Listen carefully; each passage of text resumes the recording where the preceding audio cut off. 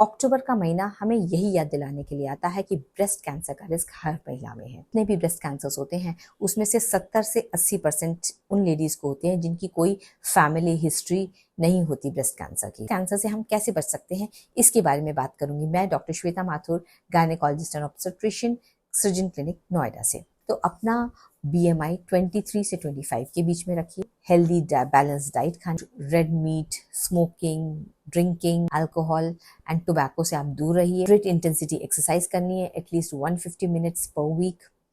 इसके अलावा breast cancer से बचने का सबसे बढ़िया तरीका है ब्रेस्ट फीडिंग। तो ब्रेस्ट कैंसर को अर्ली डिटेक्शन से ही हम बेटर ट्रीटमेंट कर सकते हैं और कैंसर फ्री लाइफ जी सकते हैं।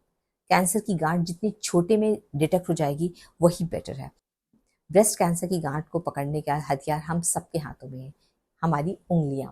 इसको हम कहते हैं breast self examination.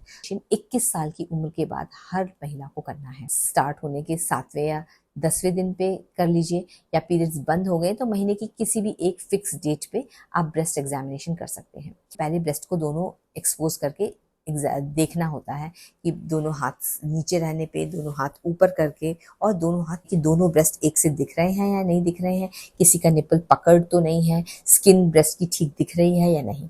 Second step है कि शावर लेते समय आप अपनी राइट हैंड के 3 फिंगर से लेफ्ट ब्रेस्ट को एग्जामिन करेंगे और फिर लेफ्ट हैंड के 3 फिंगर से राइट ब्रेस्ट को एग्जामिन करेंगे।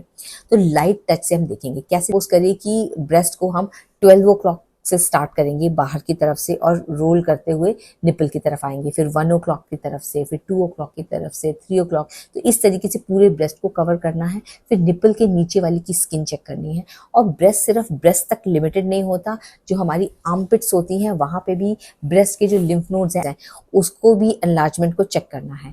तो कोई भी पेनलेस लंप अगर है तो ये सबसे कॉमन तरीका है जैसे कि ब्रेस्ट कैंसर पकड़ा जाता है। तो हर पेनलेस लंप ब्रेस्ट कैंसर नहीं है, घबराइए नहीं। फाइब्रोएडेनोमा सबसे मोस्ट कॉमन कॉज है। तो अगर आपको कुछ भी चेंज लगता है कि पहले गांठ छोटी थी अब बड़ी लग रही है, तो आपको ये ज्यादा इंपॉर्टेंट है, आपको डॉक्टर के पास जाना है। फिर हम इसको इवैल्यूएट करेंगे क्लिनिकल ब्रेस्ट एग्जाम। अगर हमें भी गांठ लग रही है तो हम इसकी नेक्स्ट स्टेप की इवैल्यूएशन करते हैं। अगर 40 से कम उम्र है तो हम मोस्टली अल्ट्रासाउंड करते हैं, या ब्रेस्ट बहुत डेंस है तो भी अल्ट्रासाउंड प्रेफर किया जाता है। इस साल की उम्र के बाद हम मैमोग्राफी प्रेफर करते हैं, जो कि हर साल कराई जा सकती है या 2 साल में एक बार कराई जाती है। कभी कंफ्यूजन ज्यादा लगता है तो हम ब्रेस्ट की MRI भी कराते हैं। थर्ड और फाइनल डायग्नोस्टिक स्टेप होता है टिश्यू टेस्टिंग। तो इस इंफॉर्मेशन को स्प्रेड करिए to all the women who are close to you. अक्टूबर का महीना ब्रेस्ट कैंसर अवेयरनेस के नाम